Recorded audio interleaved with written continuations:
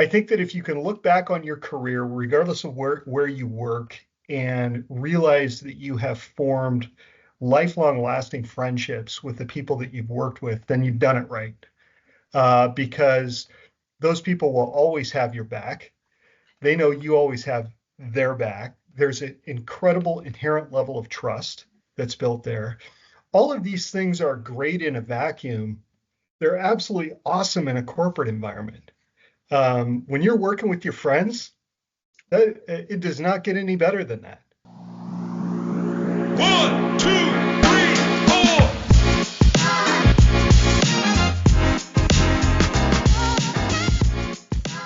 Welcome to the Uncut Design podcast, where I speak with design leaders at Microsoft who are shaping the future of user experiences.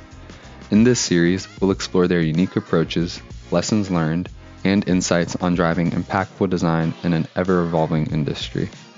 Today, my guest is Matt Shelton, a principal UX content designer at Microsoft. In our conversation, we talk about how building authentic relationships across teams is your biggest asset, navigating cross-functional communication, turning challenging moments into opportunities for growth, and so much more. I was very lucky to connect with Matt after another colleague recommended that we chat, so I'm extremely excited to have him featured on this episode. Matt is well known across many teams for his compassion and kindness, which has helped so many people feel comfortable, open up, and build real trust. The way that he shows up for others and brings people together is truly something that I've really admired, and I can't wait to share that with you all. So with that, I bring you Matt Shelton. But yeah, just for starters, would you mind kind of telling us a bit about how you got into design, like kind of your passion, and how that ultimately led to you being at Microsoft? Sure. I think for me, um, getting into design was very much a journey. I knew where I wanted to go. I didn't know early on that design was going to be my avenue to get there, but I knew kind of what I wanted to do. So my background is in content design and writing, and spent a large portion of my career as a technical writer writing help documentation, which is I thoroughly enjoyed and which is an absolutely necessary thing that we need for our product space. One of the things that I wanted to really explore from an early point in my career was figuring out whether or not better design and better content in our designs could alleviate the need for a lot of people to go to help in the first place. And I didn't really know how to do that early on because content design really wasn't a thing. We had stuff like, we had people who were UX writers, we had copywriters, but for a large portion of our software, that was kind of like it was almost like you got those strings in an Excel spreadsheet, and then you did the editing in an Excel spreadsheet. So you never saw the design, you never saw the context that the string was appearing in. And so that was only marginally successful. And so for me, getting the chance to kind of with another person, her name's Kylie Hansen, who kind of started the discipline at Microsoft of content design, to be able to work with her in the early phases of Azure to figure out and really demonstrate the difference that good content can make for design. And so for me, what really got driven home was that content, interaction, visuals, motion, any type of design discipline that you can think of, all kind of work together to form a more cohesive whole and form a much better experience, I think, for our customers once they start to use the product. So that was kind of my journey. It was, like I said, I didn't know what content design was at the time. I just kind of had this idea that if we just did better words in our products, maybe our products would be better, and maybe our customers would like a product better. And so that's kind of where it all led. So yeah. That's great. No, yeah, plus 1,000 to that. I agree with everything you said. It's so important that we work together, especially with content, not just doing content passes at the end of Yeah. everything, Yep. being involved early in the process. It's For amazing. sure. I wanted to ask you, how did you make yourself stand out in such a competitive field from other candidates? Yeah, I think it's I think unless you have a certain amount of passion for what you do, um, I think that it's easy to overlook, regardless of what profession that you're in, whether you're a PM, whether you're an engineer, whether you're a designer. Um, you have to have a passion for that discipline and a passion for the product space that you work in. And so for me, I've always been passionate about content design. Like I knew early on, I think you and I talked about this before, where it's like I knew early on there was really only one thing I was good at. I mean, it was like I was not good at science, I was not good at math. The one thing I knew I was good at from an early age was writing. And so I thought to myself, I have got to figure out a way to make writing work for me in terms of a career, because it really is the one thing, kind of the one talent I could put my finger on. And so for me, writing has always been a passion, but I know in talking to you that like design and simplifying the experience of working in software is a passion of yours. If you talk to a PM, it's probably like directing, the evolution of a feature in a product space from beginning from the spec till we ship it, right? For our engineers, it's writing amazing bug-free code, right? And figuring out how can we ensure that this product works the way that the designers and PMs want it to work, but also how can we as engineers contribute to the ease of use from a customer perspective. All of those things kind of I think all come from an inherent passion that you have for the discipline that you work in. And if you don't have that passion, like my advice to anybody getting started is if you're not passionate about it, figure out something you are passionate about and pursue that. Um, because I think that, the people that are not passionate, they can still be good at their job, but eventually they burn out because you don't have that kind of inner drive to continually better both the customer experience and your own career.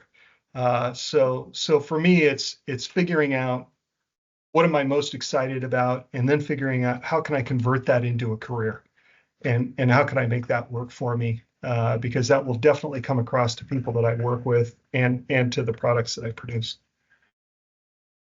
It's amazing to hear. Yeah, no, it definitely resonates with me a ton. And yeah, I really like that story because I definitely have, I know folks who are very talented writers, and I think that there's definitely that kind of negative connotation with, being passionate about writing, or, if I told my parents that, I wanted to do a career in writing, they're thinking just like an author or something, Right. right? Yeah. Right, like Yeah. Yeah. children books or something. But Yeah. it's amazing what you can the opportunities that you'll find and where the chips will fall, like when you really like have a passion and you just pursue Yeah. No that doubt. with everything you do. Yeah. So Yep. love that. What would you say is something about design that's clear to you, but you don't think is quite as clear to others? That's a great question. I think the one thing that we think a lot about is from a customer experience, how can we make our stuff better? And that's all great. I don't think that people understand the inherent risk of poor design or poor content, that it goes beyond just people going, when they're using your product. That poor design, poor content, poor voice and tone, um, not only impacts, where I'm working out on the product right now, but it impacts customers' overall perception of the entire product space. So you could have an amazing product that does amazing stuff and software that solves so many different problems. But if the UX is difficult, if the content sounds like it was written by a robot, then people in many cases, our customers will overlook the amazing things that product can do and lose sight of that amazing stuff because the experience irritates them. And I think that's something that sometimes we're guilty of on a design from a design standpoint, where we think if we can make this the most beautiful experience in the world, then people will be willing to overlook functional deficiencies in a product space. Not true. I think our engineering and PM partners sometimes fall into the trap of thinking, well, the design matters less than how the product functions. Also not true. You need to have a cohesive whole, I think, for a product to really function or to be really well received by customers. And so I think for us as designers, it is incumbent on us to not just look at how we can make a product beautiful, but how we can contribute to the overall success of the product with that, that design that works seamlessly, with content that sounds like it's written by a real human being who actually cares about a customer being successful.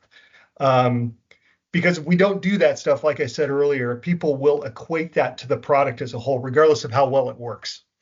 So yeah, I think that's something that sometimes gets overlooked for folks who are new to design. That they have a responsibility to the customer to ensure that not only does their design work well, but they also have a voice in the overall functionality of the product. Yeah. Well, that's super interesting to think about.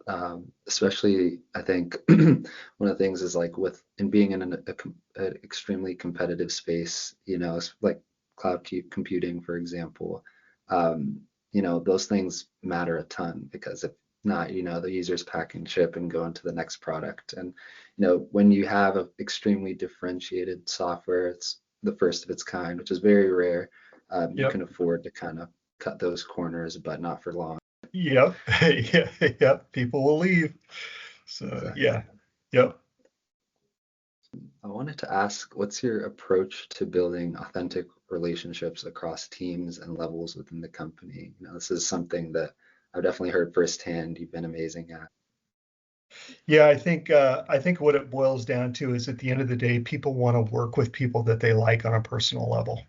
Um, you can work with people who are just absolutely genius level smart, but if those people have an evil streak, or if you figure out that maybe that person isn't somebody that you would want to hang around with in real life, I think that impacts our working relationships. And so one of the things that I've always tried to do with teammates that I work with is connect with people on a personal level before I connect with them on a professional level, if that makes sense. So before I get into like a whiteboard review for designs, or before I get into a spec review or an XR with a teammate, I want to know who those people are, what makes them tick. I want them to know the same thing about me.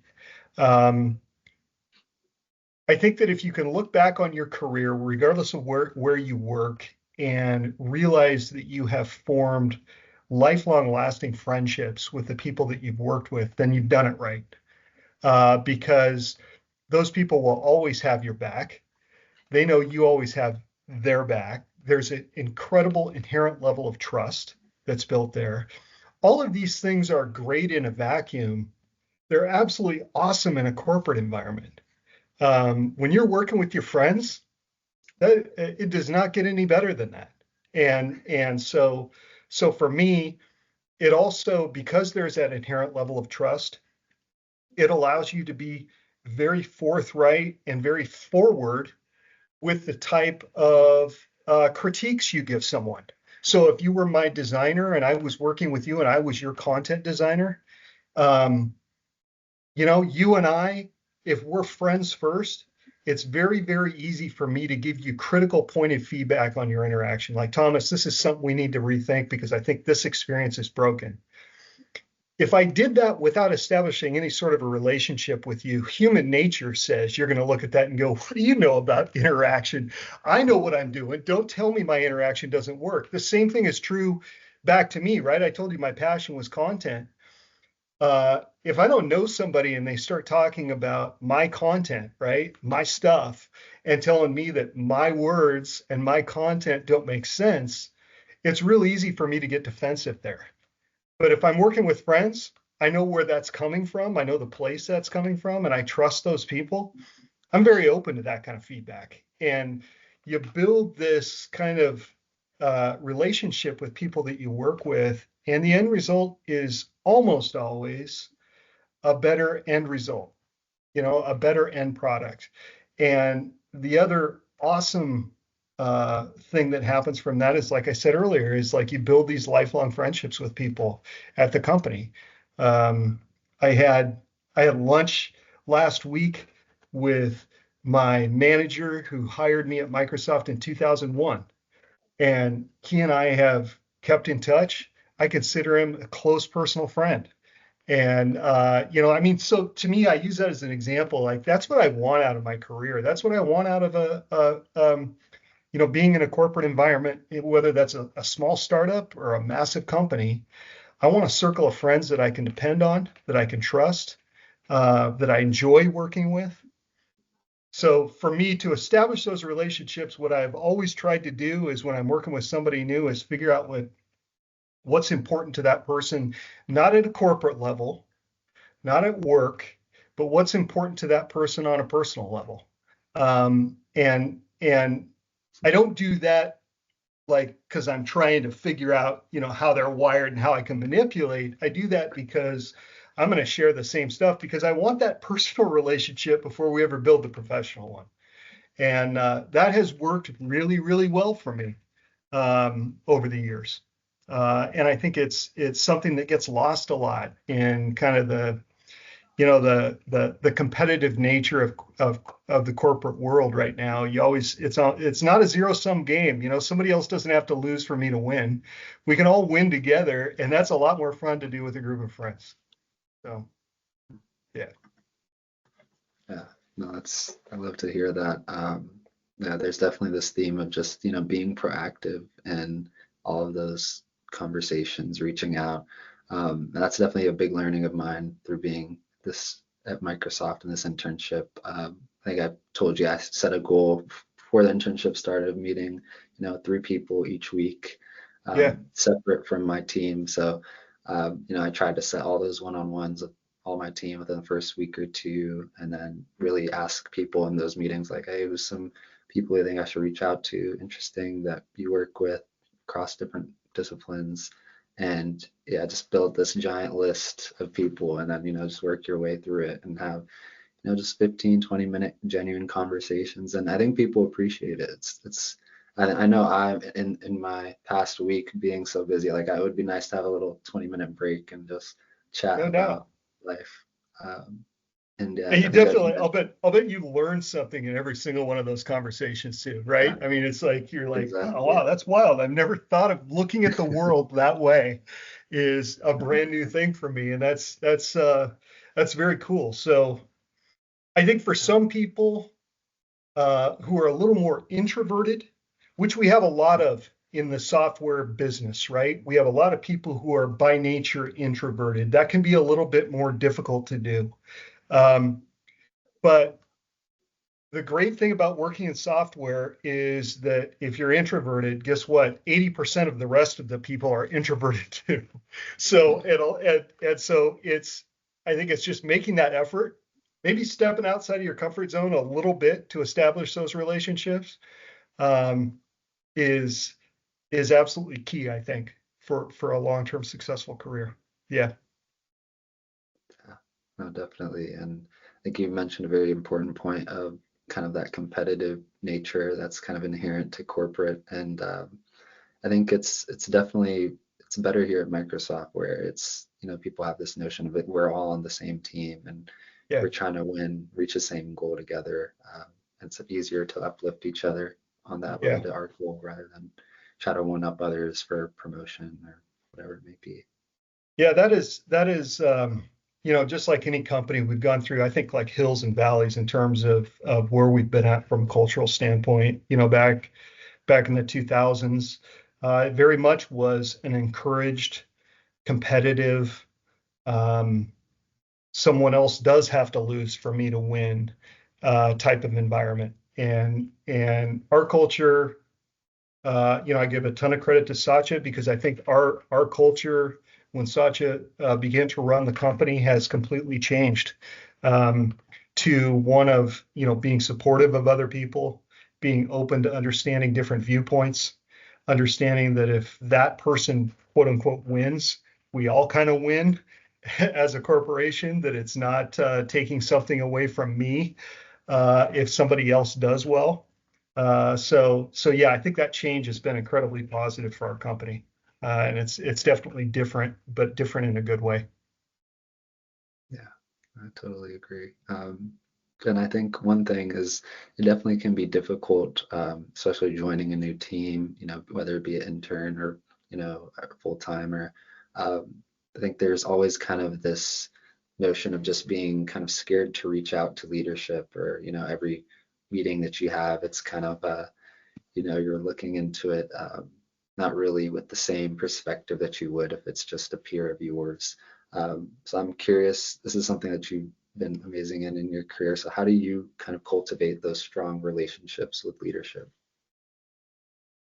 Uh, in I really don't differentiate in terms of level or title in terms of establishing those relationships. I try and do the exact same thing. And in many cases, in in in building those relationships with leaders, I think it's easier.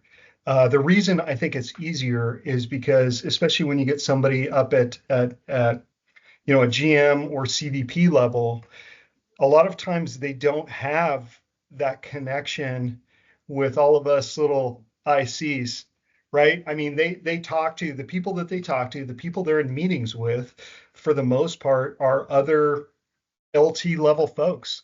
And so it's pretty rare. And in my experience, um, you know, people at that CVP slash GM level welcome it and are excited about it, because it's pretty rare when somebody reaches out to them and goes, "Hey, could I just have a one-on-one with you to figure out what's important to you and what you like doing away from work?" And for a lot of them, you can watch their eyes light up because they spend their entire day talking about the nuts and bolts of software.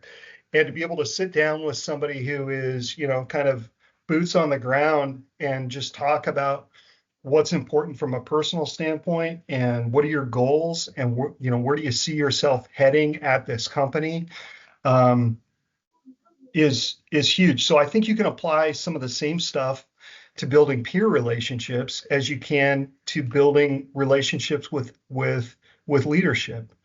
I think you're a great example of, I don't know how comfortable you felt when you started setting up meetings with people you didn't know. I would say for most folks, especially people who, are just coming out of university, that's kind of an intimidating thing sometimes. It's like, do I want to bug this person? Do I really want to go through it? Is this just going to take time away from more important work that they have? I hope that you found when you did that, that the return on your time investment was huge for you. I hope that you came away from that feeling like that was a good use of time. I know for me, in meeting you and finding out, your background and your story, which I think is freaking fascinating. I think that I feel like after we met the first time, I was like, no, I'm glad we did that. It was cool to meet Thomas and figure out what makes him tick and, his background, where he's from, where he's going, why is he so driven? Why is this guy popping time on my calendar for an hour? You know what I'm saying? So I think a lot of times we talk ourselves out of taking that step, even though it could be potentially scary to set up time with somebody we don't know, especially if somebody's in a leadership position. You talk yourself out of it. I'll do it next week. They don't have time. They won't be interested. And you rob yourself of the chance to meet somebody new, to learn from somebody new, and to figure out what makes that person tick. And I can say, you know, without a doubt, that having those relationships with senior level folks has certainly helped me in my career. I think it's awesome when a CVP knows who I am and what I work on. And so if I can do that from a strictly selfish standpoint, that's a huge win for me from a career perspective. But that's not why you do it, right? I mean, you do it because you want to learn. You do it because you want to connect. And I think the the the vast majority of our leaders at Microsoft are excited about that opportunity to talk to somebody who's maybe new in position, or is an individual contributor, or is somebody that they wouldn't normally see during the course of their day. Um, I think you find out that a lot of those leaders are super excited to talk to somebody who's kind of living and breathing at the product level every day. Yeah, that's a wonderful response. Yeah, let me just say I'm flattered. But no, I think more so it's definitely it's nice. I think I'm in a unique position where someone who I'm very close with is considered a very close friend is also interning at Microsoft, and we do a lot of self-reflection and just chatting about our thoughts, and just we'll chat for hours on end. And I definitely had those feelings, the same kind of, should I reach out to this person? Should I schedule this meeting with them? And I think we really do kind of push each other to just to take those risks, and what's the Yeah, worst that can happen, and no doubt. really meeting a step like Yeah, that. yeah.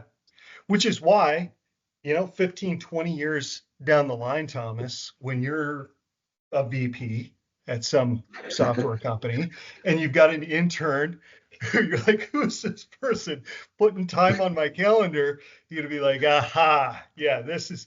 Can you imagine how excited you would be to talk to somebody at that point who is, I mean, you'd probably talk their ear off for an entire hour about your experiences, what you've learned, mistakes that you made that you learned from that maybe they don't want to repeat, right? I mean, there's so much knowledge to be gained just by taking that step, being brave enough to take that step and pop that time on somebody's calendar. So yeah, kudos to you. Oh, thank you. I couldn't agree more with what you said. I wanted to ask, how has your ability to connect with others influenced your success in resolving conflicts or navigating challenging situations? Yeah, that's. I think it goes back to what I was saying earlier in establishing if you have um, a relationship built on trust with somebody already, then resolving conflicts um, becomes a lot easier because that person knows your motivation. That person knows who you are. That person knows that you're not trying to create a conflict or inflate a conflict for your own personal gain. That person knows where you stand, how you tick, or what makes you tick, how your mind works. And so I think having those personal relationships makes resolving conflicts infinitely easier. Um, the other side of that coin is, and I've been in situations like this too, where you're working through a disagreement that you have with somebody else. If that person doesn't know who you are, if that person doesn't know how you think, then there is no basis of trust. Bill, you know what I'm saying? So everybody immediately goes on the defensive and starts kind of puts themselves in protection mode to protect kind of what they see as theirs. Um, and having that level of trust, I think it eliminates those fences around what people see as mine, and you're not going to tell me what to do with this. To this is all of ours. We jointly own this, and so if we have a disagreement, let's go back and look at things like data. Let's go back and look at research findings. Let's go back and look at what we think is best for the customer. But what doesn't come up in that conversation is let's go back and look at what your motivations are because I don't trust you. That's taken off the table, and it makes those conversations a lot easier to have. Yeah, I definitely agree. I think that's something I've definitely noticed in my past internships. It's just like, how quick quick to be defensive certain people are in Yeah, those, whether it be design critiques or just share out meetings. And I think sitting back and observing it as an intern, you just can kind of see the psychology of the interactions. And it's I think even just a change of the phrase, just like, that's interesting, tell me more. And right. allowing that space for that constructive feedback can just be so much more beneficial. No doubt. Yeah. Assumptions, I think, also play a huge role in conflict resolution. And for me, I learned early on that whatever I assumed was somebody's motivation, or in many cases, what I assumed even the problem or conflict was about, after asking somebody to walk me through it, I understand that maybe what I was thinking is completely different than what they were thinking. So being able to have those conversations and being and trusting somebody enough, um, to have those kind of real human to human conversations can solve a lot of those conflict issues. Um, but again, if you're always looking at it from a professional standpoint and, I don't know this person and I don't agree with what they're saying. And, this is, again, going back to that concept of a zero sum game. If this person wins this argument, somehow I lose. That's all toxic to me. And I don't want to work in a situation like that. So I would rather know who the person is, understand their motivations at the beginning, have them rephrase what they see as the conflict, and then work through it at that point. Um, I would much rather work that way. And sometimes it's okay to just go, you know what, let's try it your way. I see what you're saying now that you've explained it. Let's try it. Let's see what happens. And we'll put it out in front of customers. We'll see what their reaction is. If they like it, awesome. If they don't like it, let's revisit and figure out a different solution. So yeah, that I think is key for resolving conflicts with coworkers. Yeah, definitely. And I think another key learning from this internship that I've had is that I think we inherently have this kind of emotional attachment to whatever it is we've created or working on. And if you haven't actively kind of detached yourself from those emotions and realize that they're not critiquing you or your creative process, but just solely the approach that was taken. And there's, infinite, unlimited amount of ways to solve a problem. Yep. So it really is just that approach. And I think it shifts the way that you view feedback and the way that you interact with people. Definitely. For sure. Yep. Could you share an example of when a time when your communication style turned a challenging project into a success? Yeah, I think we had in a previous group in talking about Copilot, one of the things that we do a lot at this company is we tend to want to give everything a name. Everything needs a name. It needs a brand. It needs something that differentiates it from everything else, and that's really important to us as people that work in software. I've argued for a long time that it's not important to customers. Like, customers don't care about our cool names for stuff, especially if our cool names don't really reflect the underlying functionality of whatever product it is that we're talking about. And so in a previous team, we had a specific product or a specific feature that we were bringing to market, and we had a specific name for it that I'm not going to repeat because I don't know who's going to watch this podcast. But we had a specific name for it, and the name wasn't bad, but the name didn't reflect what the feature did. The name was very Apple-ish, if I can use that term. Apple is awesome at giving things names. Sometimes we try and do the same thing. We get a little bit cute. And the problem is that the name that we decide on isn't intuitive to the customer or explains to the customer how this feature is going to solve a problem for them. And so one of the things that I've tried to do is communicate from a customer perspective that we are much better off not giving new names to things that we don't have to name. And instead, we just describe what those things do. And usually when I make that point in a larger meeting, that is met with just dead silence for about 5 seconds, sometimes 10 seconds, where people are like, wait, we're in this meeting to decide on this name, and now you're coming back and saying you don't even want a name.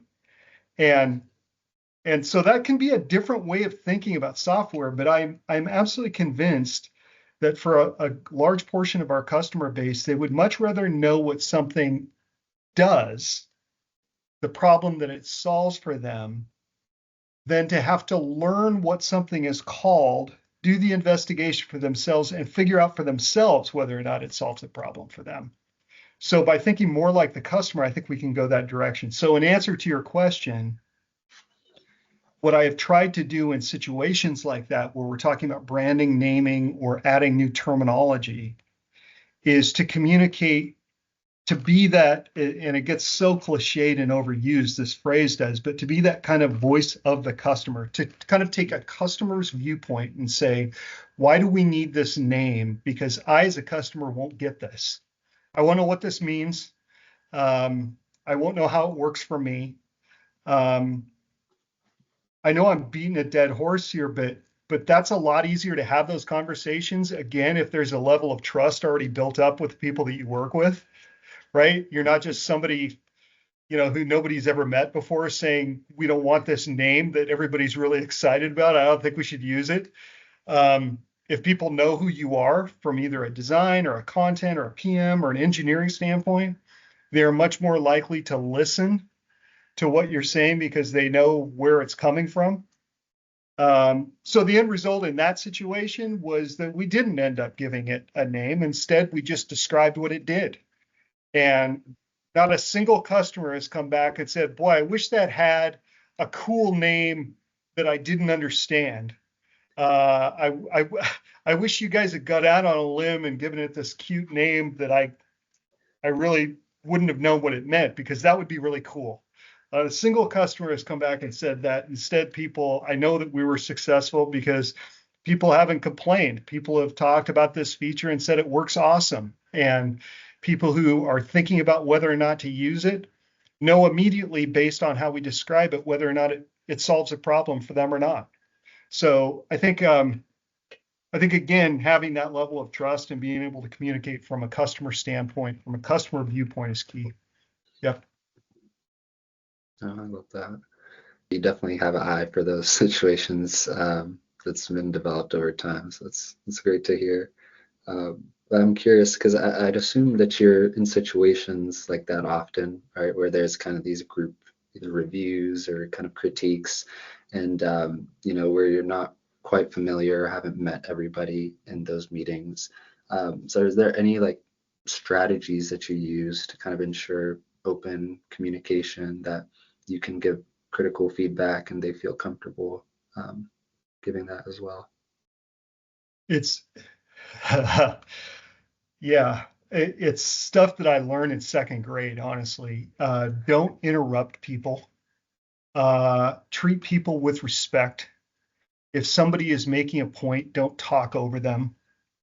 If somebody in the meeting isn't speaking up, ensure that they have a chance to be heard. Um, Even by stopping the meeting and saying, we haven't heard from so and so yet. Do you have anything that you want to add? So that we're ensuring that we're being inclusive of everybody's viewpoints. To me, that kind of stuff goes back, and again, I'm not trying to throw the software industry under the bus, but you know, there was certainly a time where that type A jerk personality who had the loudest voice in the room got the most stuff done. And I'm thankful to say I don't see that happening anymore. I see much more of an emphasis on inclusion, on listening to different viewpoints, figuring out how people's minds work, what strengths do they bring to the table, and ensuring that people's viewpoints are respected. And so yeah, I think that's something that, like I said, I learned in second grade and have tried to. I think it applies just as well now as it did in second grade, man. It's like listen to other people, respect other people. Other people may have viewpoints you haven't considered. If you talk over them and they stop talking because you feel like you need to assert some level of dominance, uh, you're less for that. You may have missed out on something that would completely change the direction of a product or a feature space. Yeah, definitely. I think we can all learn something from those second grade principles for sure. Yeah, It's no good to hear you doubt. say that. Yeah. And I think, yeah, it definitely illustrates kind of even more this like the difference of between like a mid-level designer and somebody who's higher up is just this constant kind of awareness of things about like things like that and giving others the opportunity to speak and share their thoughts. Um, Yeah. yeah, I love that. How have strong relationships contributed to the success of projects that you've been on? I think the biggest thing is if if you have those strong relationships, you have at least a certain confidence that everybody is pulling in the same direction, that there is nobody who is has a completely different viewpoint. Not that there's anything wrong with different viewpoints, but it does become a problem when someone has a different viewpoint and either doesn't feel comfortable enough to share that viewpoint or feels like that viewpoint won't be respected when they do share it. And so there have been tons of situations in my career where somebody has brought up a viewpoint that totally changed the direction of a feature, totally changed the direction of a product.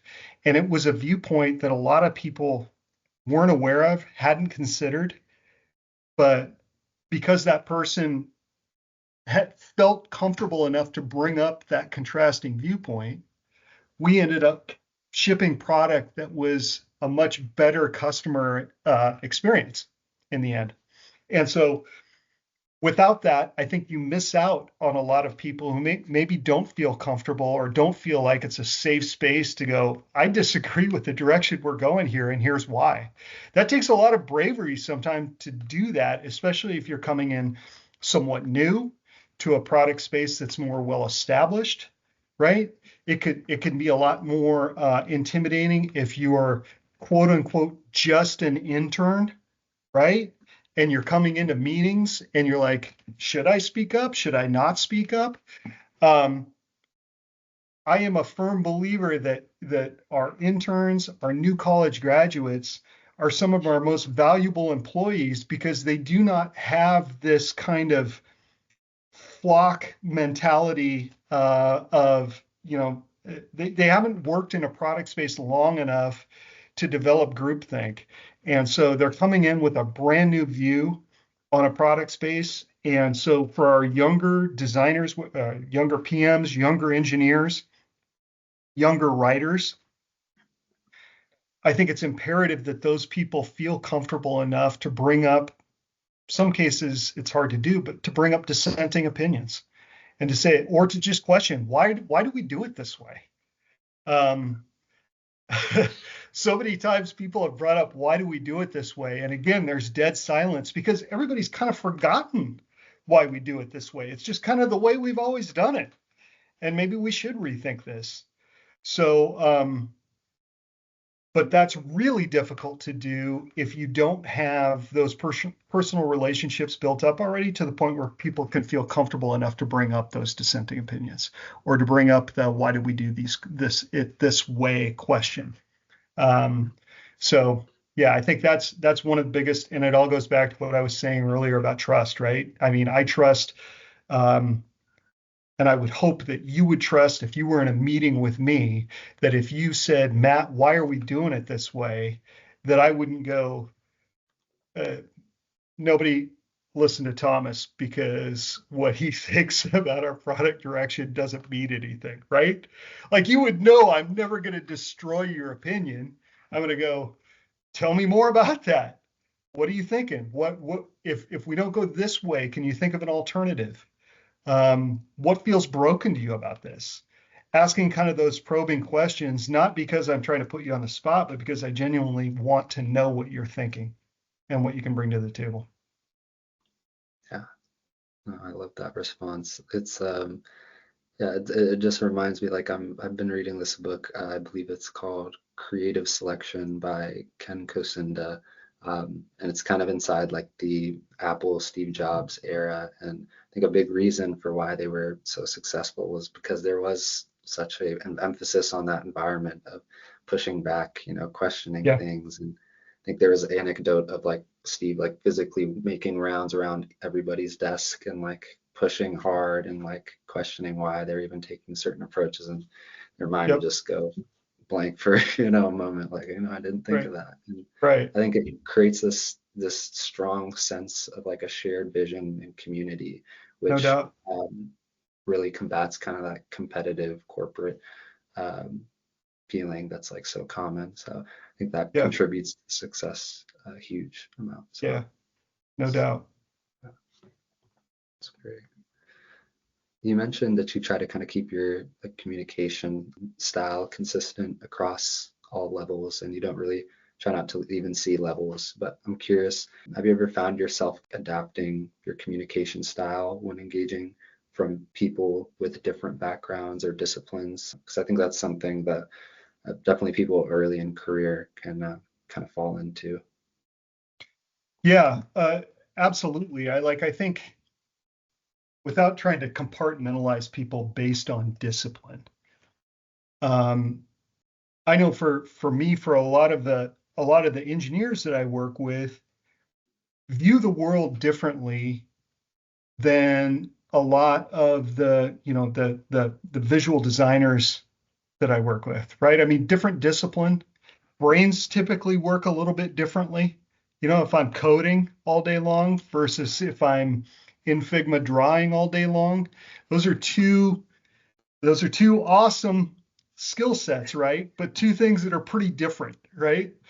Um, Kind of like the difference between like a humanities degree and a hard science degree, right? I mean, if you talk to people at university, those people think in different ways. Their brains work in different ways. And so I think approaching somebody, um, maybe an engineer, um, I will approach in many cases in a different way that I would approach somebody with an art or design background. Um, I think knowing your audience and what resonates with your audience, especially if you're asking for something when you make that request. If I go to an engineering partner and say, "Hey, I mean, this is something that we want to code or a fix that we want to make," and just our engineers are always working on tight timelines. They always have stuff planned out. So adding work is something you better have a really good reason to do. If you need that help from engineering, then yes, I think having that personal relationship, and we're starting to see a theme here, aren't we? Having that personal relationship with my engineering partners is critical because if I could walk into an engineer who's already busy hammering code, and I can walk into that engineer and explain to them in a quick, concise way that doesn't take up a ton of their time why I think we need to make a code fix and add work to that person's plate. um, I think being able to do that is incredibly important, as opposed to sending a Teams message to somebody I've never talked to about this before, or an email. Usually, you're going to get a response like, "You're out of your mind. I don't have time for that."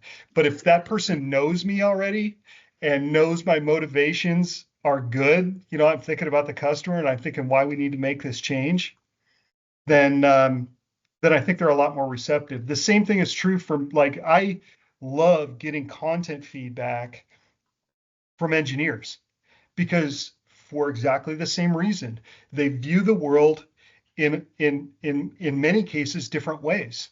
So they're thinking about stuff like functionality. They're thinking about they're thinking 3 or 4 or 5 steps ahead sometimes. That if we mess this up here, it's going to mess this up downstream 4 or 5 steps into the future.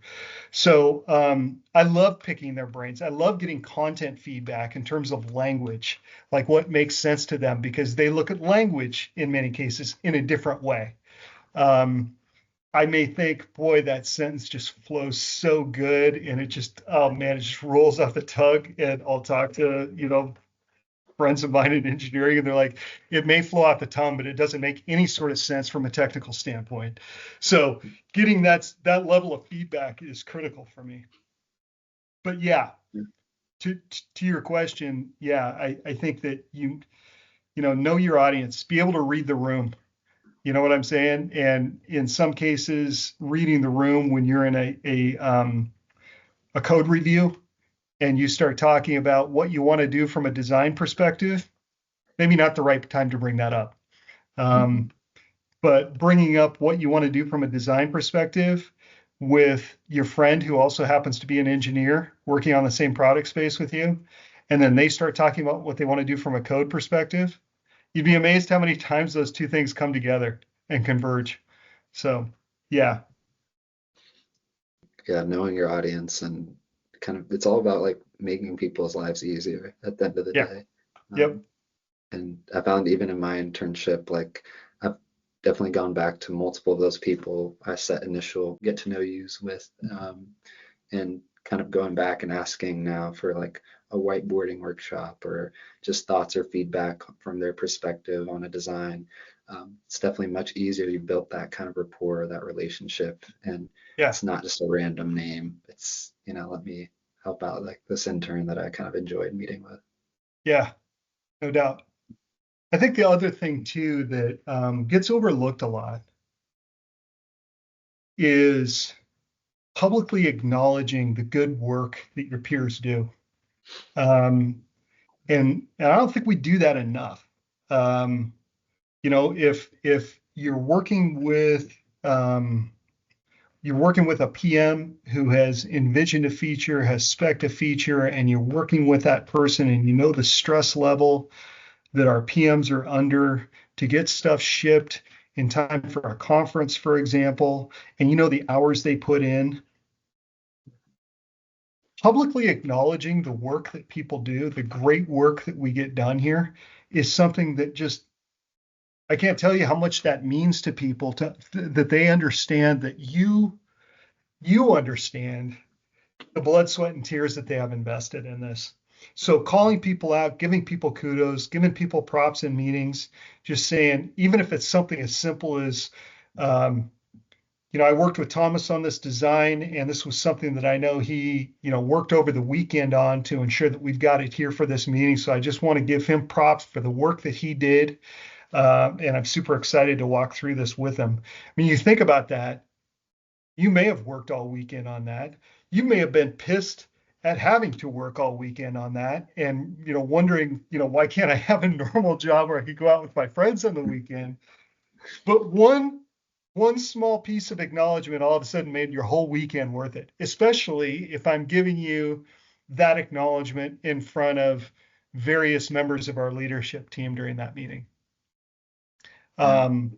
So I think that gets overlooked, but I don't think it can be overvalued, is being able to give people that, that level of acknowledgement in a public space is awesome. Yeah. No, definitely. I couldn't agree more. I've been on the receiving end of that and on the giving end of that. And I think it helps build that kind of community first and foremost, but also it just makes you feel good. And Yeah. you get this great sense of like my work's being noticed. Yep. Yeah, I couldn't agree For more. sure. I know we got a few minutes left here. I wanted to ask one last question before kind of jumping into some of the lightning round rapid fire questions. Um, but yeah, I wanted to ask, what advice would you give to others looking to build more meaningful connections in their professional lives? Um, I would say examine your motivations. Um, why do you want to build connections? Um, there's no real like right or wrong answer to that question, but I think knowing what's motivating you to build those connections will determine how you go about actually putting those connections in place. If your goal to build connections is upward mobility in your career, um, I think that's fine. I think that's a fine motivation. Most of us want upward mobility in our career. So, but that's also going to determine who you talk to, how you talk to them, what you want out of the conversation. The downside risk and the danger, I think, of those kind of conversations is that if you come across as I'm in this to figure out how I can make my own career better, then you may come across, rightly or wrongly, as somebody who is self-centered and self-motivated. I'm not interested in helping you. I'm here to figure out what you can do for me. Um, and that's kind of the antithesis of building a relationship based on mutual trust with a coworker, right? You've got to give and as much as you get in order for that to work. So I think examining why you want those connections. Um, if the reason you want those connections is to establish that upward career mobility, then be very honest with yourself. And I think be honest with the person that you're meeting with. I don't think that, you go in and go, I want to meet with you because I want to get promoted. I don't think you come across, but I think setting the stage for that meeting and saying, I'm interested in doing X, Y, and Z, which is currently above my kind of my pay grade where I'm at the company right now. I want to pick your brain on how to get to that point where I can be effective in that role is a great way to phrase it. I think our company is full of people who are happy to coach and mentor. And so taking advantage of that is huge. On the other hand, if this person is a peer, then examine your motivations for why you want the relationship with peers. Why do you want to build a deeper relationship with peers? Well, for me, it's always so that we can make the product better, but it's actually much deeper than that. It goes back to what I told you originally. It's like, I want to work with a bunch of my friends. It really is what it comes down to. Like when I come to work in the morning, I want to go to work with friends. I don't want to go to work with a bunch of people I don't know anything about. That sounds awful to me. That sounds like something straight out of Office Space, man. So I want to go to work with people I like. I want to know what interests them. We may have shared interests we can talk about, but unless I ask those questions, you're never going to uncover that stuff. So it takes effort to do that. But the longer term benefits um, I mean, you can't put a price on the benefits of working with your friends. You just can't. I mean, that has helped me so much in my career. I know so many people that I can call on if I'm having problems or if I want to switch roles at Microsoft.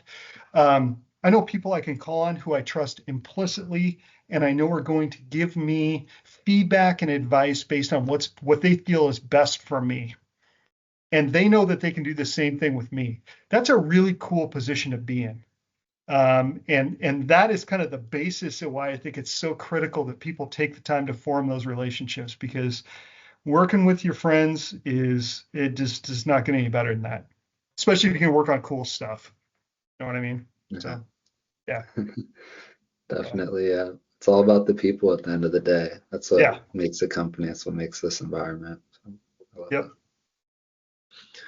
Awesome. Well, that brings us to the lightning round. So I know we only got a few minutes here, but just, yeah, feel free to take as much time as you'd like answering each question, but we'll try to go quick. Do you have a favorite book that you recommend others read?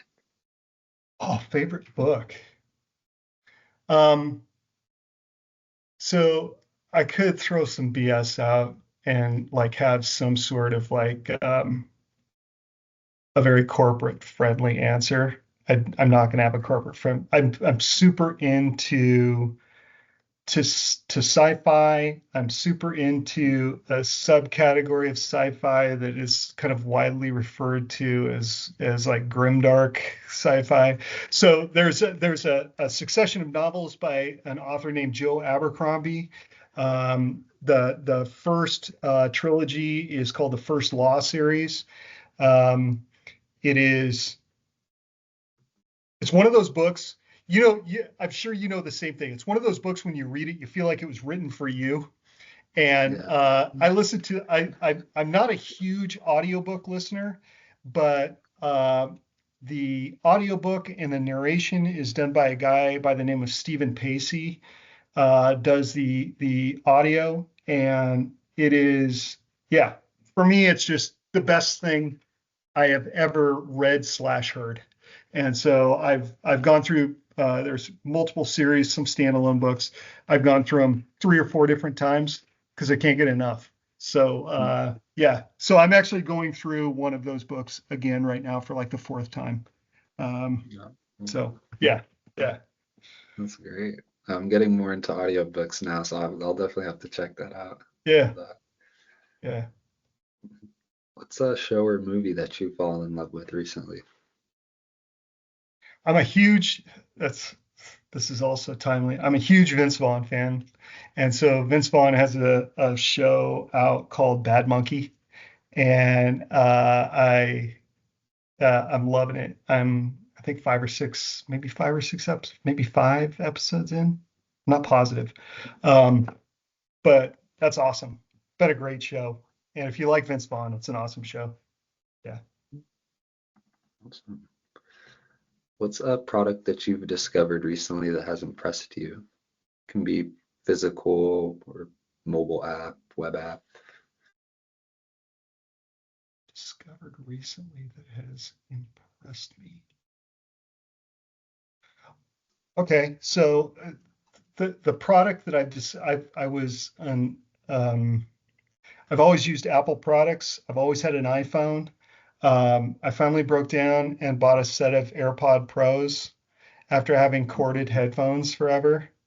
And it's like, this is the best thing ever. This is the best thing ever. The noise cancellation is something where, that for me at least, taking public transportation, the noise cancellation is, yeah, that's it. That's it. Yeah. So I love my AirPods.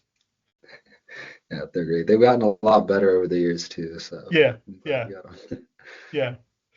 What's a piece of advice that you wish you received early in career, or conversely could be a really great piece of advice that you received early in your career? Yeah. I received some advice and didn't follow it. And it was, the results were painful, but I think it goes back to what I was saying earlier about passion. Like you have got to figure out, and I know, people that watch this will probably go, yeah, well, no kidding. Tell me something that I don't know. But it's amazing to me how many times people follow a career path based on something other than passion. That could be money, it could be finances, it could be stability, it could be, the chance to work with somebody already. It could be, something you find vaguely interesting. But the one thing that is missing is I do not go home on the weekends and think about this in a good way. I may go home on the weekends and be stressed out about this and dread Monday, but that's not what I'm talking about. I'm talking about going home on the weekends and on Saturday, you find yourself thinking and being excited about what you're going to work on Monday. And kind of that's always been kind of my litmus test is, you know, Sunday night at 5, 6 o'clock, am I excited or am I angsty? And if I'm excited, I'm in the right role. If I'm filled with angst and dread about Monday morning, I got to find a different job. So being passionate and excited about what it is that you do will always lead to the other stuff: stability, financial rewards, working with people and friends that you like. Yes, those are all great, but it all starts with passion for the space you're in and the discipline you're working in. That is an amazing answer, and I think a wonderful way to end off this podcast. Matt, it's been such an honor. Thank you so much for taking the time today. It really means a lot. I do have one last question. Where can people find you if they want to reach out, connect, chat? You can find me on LinkedIn.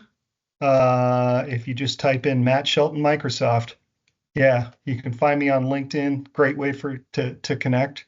And would love to connect to people, who are new to the software world, or maybe people who were like me and thinking to themselves, the only thing I'm really good at is writing.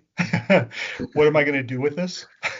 Yeah, I love talking to people in that situation because I was there too. And there's a ton of stuff you can do with a good solid writing background. So yeah, would love to speak to folks like that. it's awesome. Yeah, thank you so much again. It's truly an honor. Like, I really appreciate this from the bottom of my heart. This is, I think, a very anticipated episode for me. I just love chatting with you. So it's great Yeah, we no, got it's to fun, man. catch up. Yeah, that was fun. And like I said, I'm looking forward to being on the sidelines 20 years from now. Now, 20 years from now, I'm going to be super old, but I'll also be like, I knew that young man when he was coming out of UW. In fact, we were on a podcast together. Yeah. That'll Yeah, be we'll be awesome. chatting about it on the golf course Yeah. probably by then. Yeah, Absolutely. awesome. All right, I'll let you go. Sounds good. Take care.